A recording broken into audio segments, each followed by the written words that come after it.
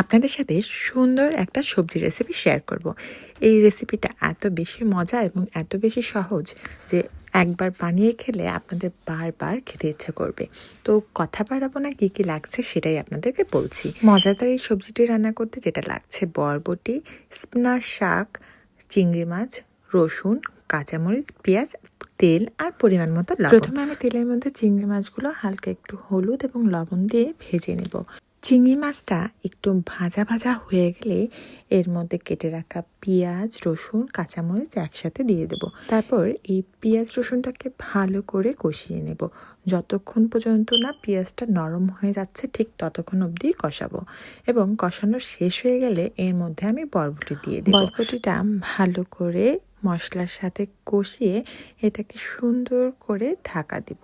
মাঝে মধ্যে ঢাকনি উঠিয়ে এটাকে নেড়ে চেড়ে দেবো যাতে নিচে লেগে না যায়। দুটো সবজি আমি এই কারণেই দিচ্ছি না, কারণ শাক তাড়াতাড়ি সেদ্ধ হয়ে যায় এবং বরবটি সেদ্ধ হতে সময় লাগে। তো বরবটিটা 70% সেদ্ধ হয়ে গেলে এর মধ্যে আমি দিয়ে দেবো স্পিনাচ শাক। এই শাকটা খুবই তাড়াতাড়ি সেদ্ধ হয়ে যায়, আর এই শাকটাতে কোনো রকম পানি দেওয়ার কোনো দরকার নেই। এমনিতে এটা থেকে পানি বের হয়ে এটা অটোমেটিক সেদ্ধ হয়ে যাবে।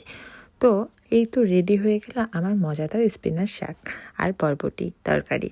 তো আপনারা যদি এটা খেতে চান, গরম গরম ভাত কিংবা রুটির সাথে খেতে পারেন। দুটো খাবারের সাথে এই ভাজিটা বা এই সবজিটা এত বেশি মজা।